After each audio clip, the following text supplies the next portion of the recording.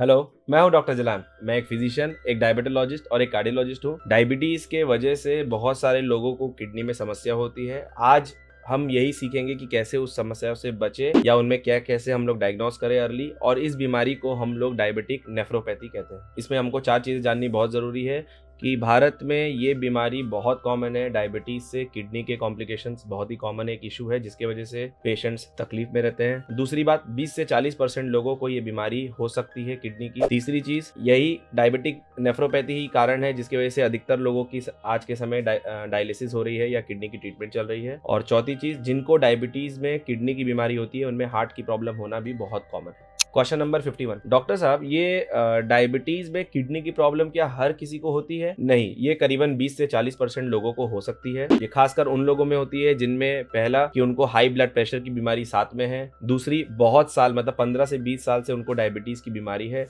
तीसरी, उनकी डायबिटीज बहुत ही ज्यादा अनकंट्रोल बहुत समय तक रह चुकी है। चौथा, जिनके पेशाब से झाग निकलता है या जिनके पेशाब में प्रोटीन लॉस होता है, उनमें ये बीमारी काफ़ी कॉमन है। पांचवा, जिनमें हाई कोलेस्ट्रॉल की भी बीमारी साथ में है। छठवा, ये कि परिवार में और लोगों को भी किडनी की बीमारी है, जो एक रिस्क बढ़ाती है इनका किडनी का बीमारी होने का।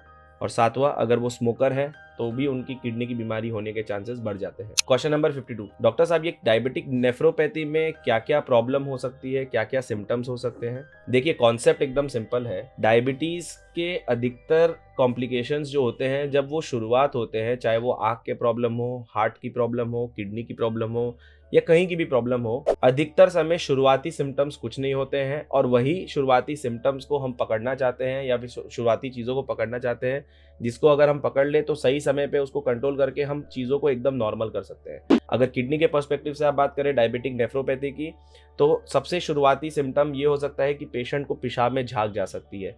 पेशाब में झाग जाने को हम लोग माइक्रो एल्ब्यूमिन यूरिया या प्रोटीन यूरिया बोलते हैं।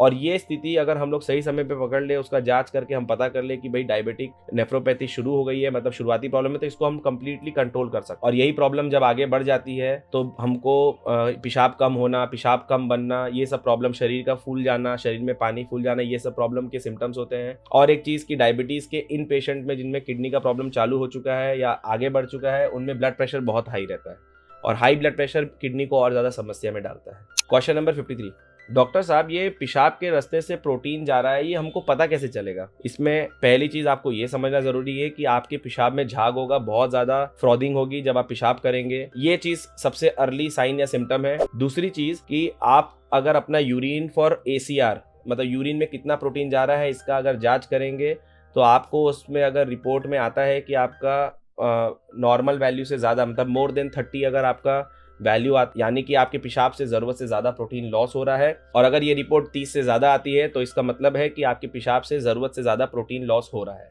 इसमें आपको एक्चुअली और 2 चीज़ें समझना बहुत ज़रूरी है कि अगर आपके पेशाब से प्रोटीन लॉस हो रहा है, जिसको हम लोग माइक्रो एल्ब्यूमिन यूरिया का स्टेज बोलते हैं, अगर आप अपनी किडनी की प्रॉब्लम को इस समय एड्रेस कर ले और समझ जाए कि हमारा प्रोटीन लॉस हो रहा है और आप ज़रूरी जो एक्शंस है उसको ले लिया जाए और डॉक्टर से कंसल्ट करके अगर आप इस जगह पर अपने स्टेज को रिवर्स कर लेंगे तो आपकी किडनी वापस नॉर्मल फंक्शन करेगी और एकदम नॉर्मल हो जाएगी। और इसमें एक चीज़ और जो इंपॉर्टेंट है कि जिन पेशेंट में पेशाब के रास्ते से प्रोटीन लॉस होता है और उनकी ये स्थिति बन जाती है, जिसको हम लोग माइक्रो एल्ब्यूमिन यूरिया बोलते हैं, उनमें हार्ट की बीमारी होने का भी चांस काफ़ी ज़्यादा होता है, क्योंकि बॉडी का सिमिलर प्रोसेस है जो किडनी को अफेक्ट करता है वही हार्ट को भी अफेक्ट करता है। इसलिए कॉमन चीज़ें करने से दोनों चीज़ें नॉर्मलाइज हो सकती हैं या दोनों का कॉम्प्लिकेशन का रिस्क कम हो सकता है। क्वेश्चन नंबर 54, डॉक्टर साहब, आपकी बात सुन के काफ़ी घबराहट और डर लग रहा है। हमको आप ये बताइए कि कैसे हम लोग बच सकते हैं कि हमारे किडनी से प्रोटीन लॉस ना हो या हमारी किडनी की बीमारी चालू ही ना हो या आगे ना बढ़े। देखिए, कॉन्सेप्ट एकदम सिंपल है। आपको शुगर जल्दी से जल्दी अपनी टाइम से डायग्नोस करनी है। अपने जैसे आप 30 ईयर्स के हो जाते हैं उसके बाद आप अपने आप को स्क्रीन करते रहिए। शुगर अगर आ भी जाती है तो आप उसको एकदम कंट्रोल रखिए अच्छे लाइफस्टाइल से। ब्लड प्रेशर को एकदम अच्छे से कंट्रोल रखिए, कोलेस्ट्रॉल को कंट्रोल रखिए, स्मोकिंग एकदम अवॉइड करिए।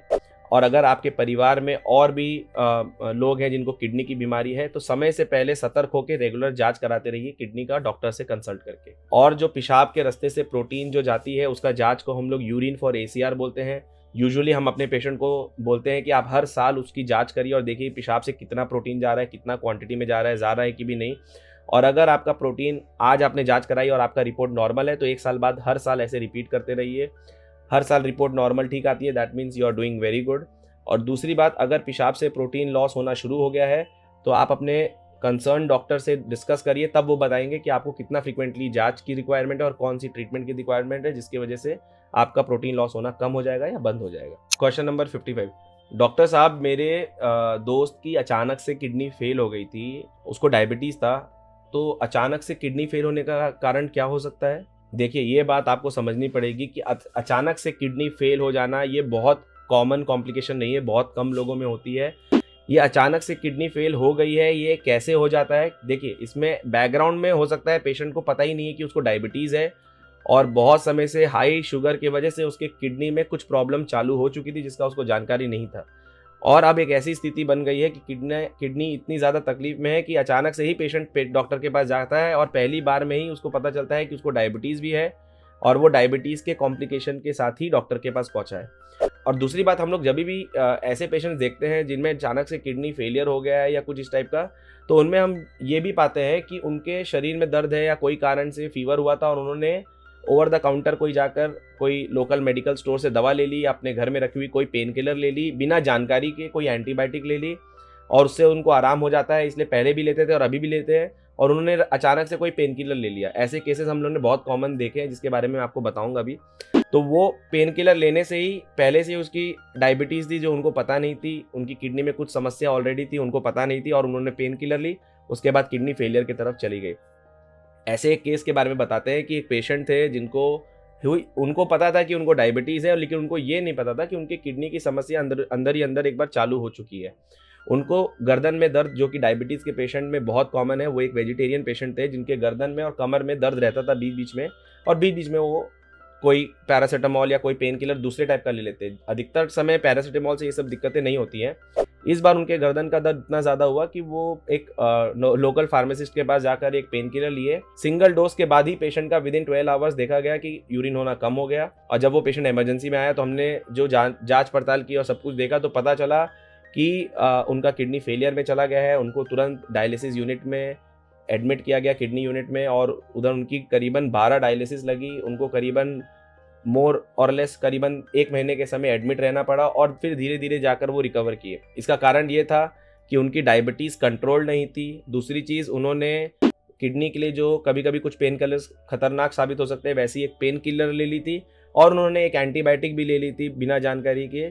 सो यही सब रीजंस होते हैं कि हम डायबिटीज़ के पेशेंट या काफ़ी पेशेंट्स होते हैं जिन लोगों को बोलते हैं आप रैंडमली पेन किलर्स बिना प्रिस्क्रिप्शन या बिना जानकारी के मत लीजिए, जिसकी वजह से एक ऐसी कॉम्प्लिकेशन हो जाती है कि जिसकी वजह से पेशेंट इतने खराब स्थिति में हॉस्पिटल में एडमिट होता है, और ये बहुत ही एक्सपेंसिव और बहुत ही डेंजरस सिचुएशन होती है पेशेंट के लिए। और जैसे कि मैं आप सभी को कहता हूँ कि हम सबको मिलकर साथ चलकर लोगों को डायबिटीज़ के बारे में सतर्क करना है, उनको जानकार बनाना है, उनको नॉलेजेबल बनाना है, ताकि वो अपनी डायबिटीज़ से या तो बच सके, या डायबिटीज़ ऑलरेडी हो चुकी है तो उसको बेटर कंट्रोल करें, अगर उसके कॉम्प्लिकेशंस हो रहे हैं तो उसको बचाएं और आगे ना बढ़ने दें, और सही रास्ते में चल के सही ट्रीटमेंट के साथ उन लोग खुद इतने जानकार हो जाए कि अपना ख्याल बहुत अच्छे से रख सके और अपने आप को बहुत ज़्यादा कॉम्प्लिकेशंस में ना ढकेले।